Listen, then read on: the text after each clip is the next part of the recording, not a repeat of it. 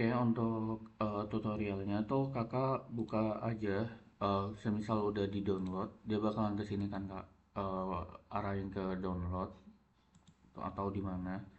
Terus kakak tuh di cut aja atau di copy, kakak copy aja, terus ke apa namanya ke lokasi exam kakak, jadi ke folder exam, terus habis itu ke htdocs, habis itu kakak paste aja di sini. Nah, semisal udah dipaste, kakak ekstrak aja.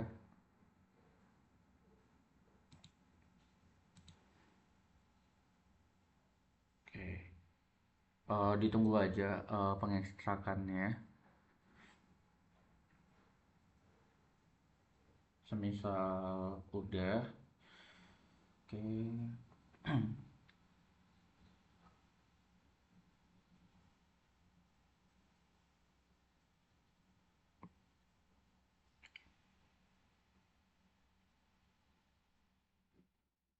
Selagi nunggu pengekstrakan, kakak bisa buka exam. Di sini kakak buka aja examnya, dijalanin dua-duanya Apache sama MySQL, terus kita tutup aja di minimize sambil nunggu. Oke, terlagi. Nah di sini udah kayak bentar lagi.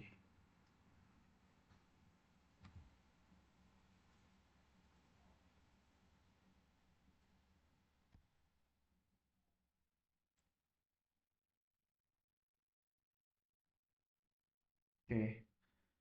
Ini kan udah ini bentar. Ini kan udah kak, udah diekstrak. Nah ini kan pasti ada folder di dalamnya kan. Kakak Ctrl X atau cut. Ini cut. Nah kakak ke htdocs lagi, ini ke htdocs lagi. Terus paste lagi kak. Biar kalau kita klik itu langsung file-file projectnya. Nah semisal udah di ekstrak kayak gini, kakak ke htdocs lagi.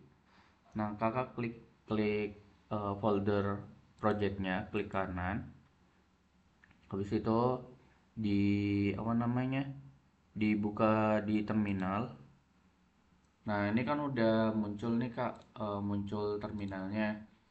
Nah kakak buka aja ke VS Code. Caranya tuh kode spasi titik terus enter. Dia bakalan masuk ke VS Code.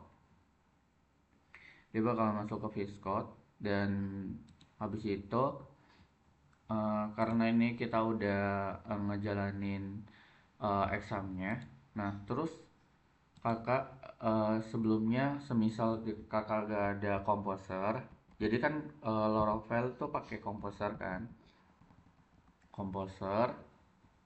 Jadi kakak tuh harus download dulu yang namanya komposer. Jadi kita download komposer. Nah kita download aja. Nah downloadnya tuh yang ini komposer setup.x. Nah kita download, terus kita install aja. Nah, kita install aja, terus yes, terus kita next next aja, di next install.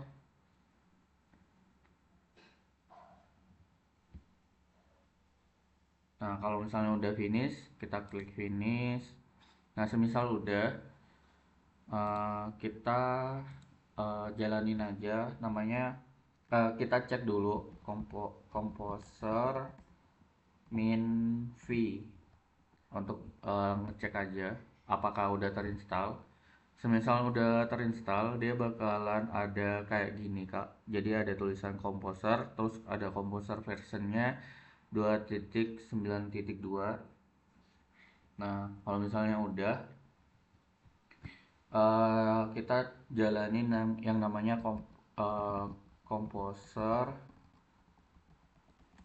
install.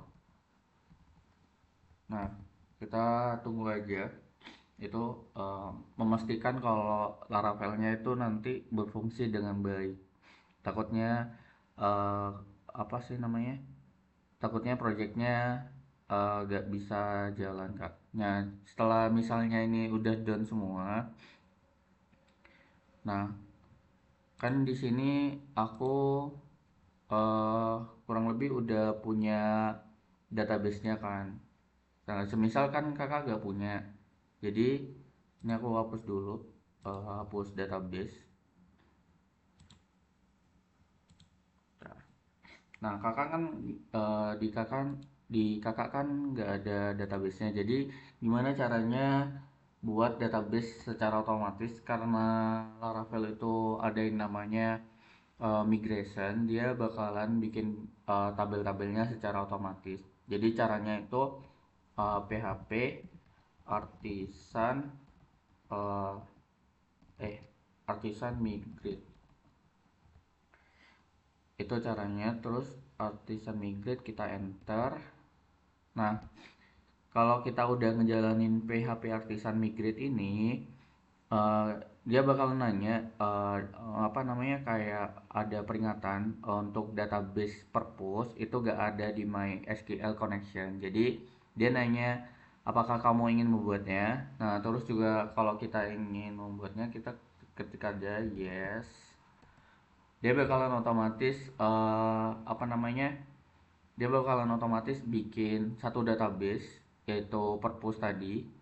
Nah, ini kalau kita lihat di sini, kalau kita refresh, nah dia bakalan ada purpose di sini Kak, yang ini purpose.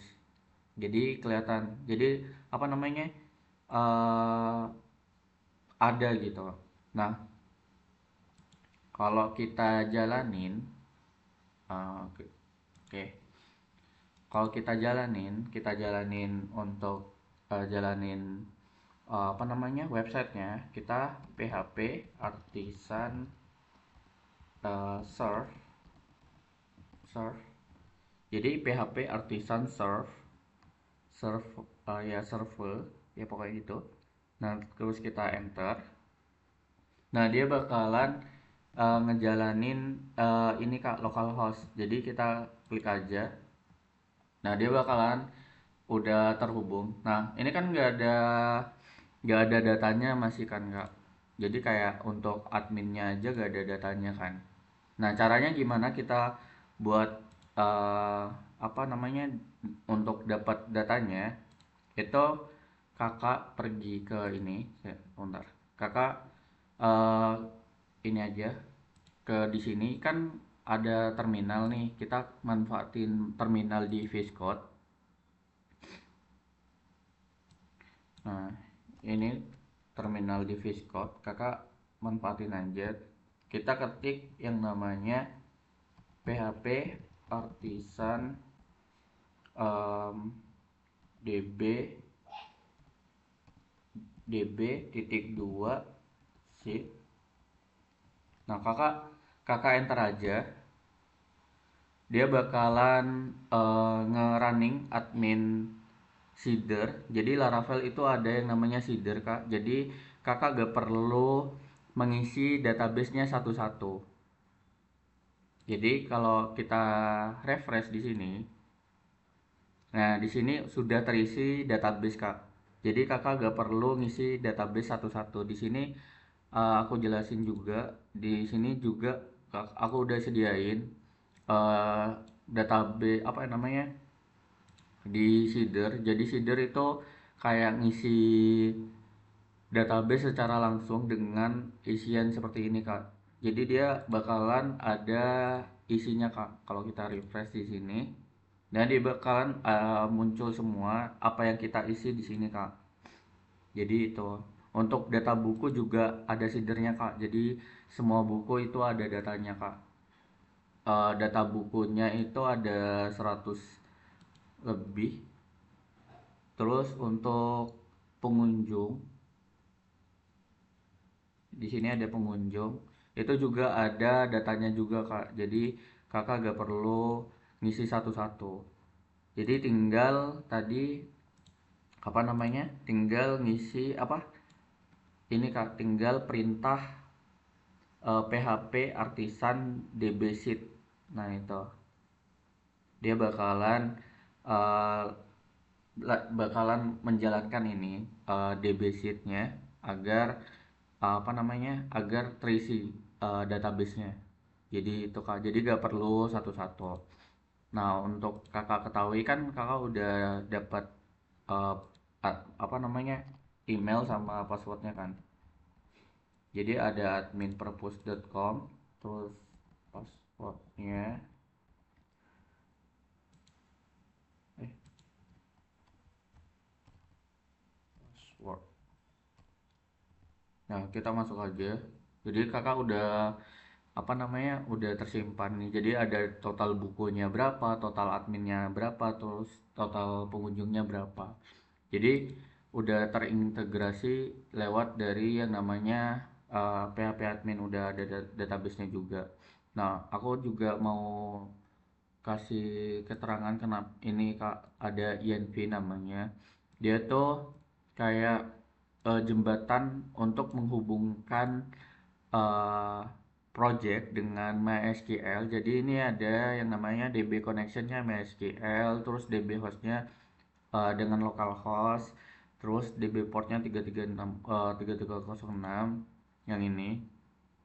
Jadi dia benar-benar udah terhubung dengan databasenya Perpus.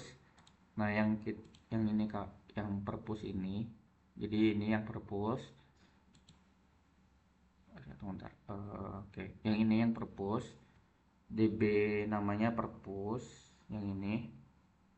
Nah terus dia udah terhubung kak, jadi semisal ini nggak ada, INV nya nggak ada, kakak bisa copy ini, kakak copy ini, copy aja apa, copy copy aja Ctrl C, terus Ctrl V. Nah dia bakalan jadi INV satu example kan kak. Nah itu kakak rename aja, kakak rename semisal INV nya nggak ada ya kak, kakak rename aja jadi INV aja .inv gitu. Nah semisal udah ada, nanti dia bakal already kan. Nah tapi kalau emang nggak ada, kakak gak usah diapa-apain. Bentar, aku hapus dulu ini. Nah, semisal itu kak, semisal gak ada INV di sini, kakak bisa copy di sini gitu. Jadi yang ini juga udah sama kok sama isinya, tapi untuk nyambunginnya apa .example-nya ini kakak hapus. Jadi tinggal .inv aja. Jadi dia itu kak. Jadi dia langsung nyambung dengan ini.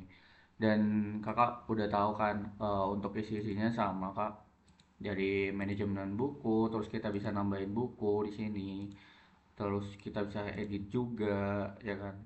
Terus habis itu ada manajemen admin, terus ada laporan, laporan juga kita bisa ngeprint. Di sini bisa kita ngeprint laporannya. Nah kita atau kita cancel, kita kembali, terus kita untuk pengaturan. Nah untuk itu mungkin itu saja sih kak untuk tutorialnya. Jadi kakak tinggal pakai aja.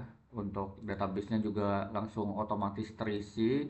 Jadi kakak gak perlu ngisi manual satu-satu, kita kayak nambah buku satu-satu, terus nambah admin satu-satu, enggak. Jadi dia udah serba otomatis untuk ngejalanin Laravelnya itu sendiri. Jadi kayak pakai tadi PHP PHP artisan di basic gitu. Nanti aku bakalan kirim apa namanya perintah ininya kak, buat kakak perintah di sininya apa di terminal kayak gini, terminal apa kayak PHP artisan migrate, terus composer install, terus juga yang ini PHP artisan di basic. Nah itu sih kak, nanti aku kirimin untuk kakak coba-coba ini, tinggal kakak copy, gak usah apa ada gak usah ngetik gitu. Jadi itu sih kak untuk kakak buat coba ngerunning di lokal. Jadi kalau misalnya kita logout, nah terus kita kembali. Nah ini kan udah ada data apa, udah ada datanya kan, jadi dia udah terisi. Yang udah selesai. Jadi kalau misalnya kakak juga mau isi buku pengunjung, bisa kakak isi aja. Jadi seperti itu. Mungkin itu aja sih kak untuk tutorialnya. Untuk tutorialnya sangat simpel, jadi kakak ikutin aja.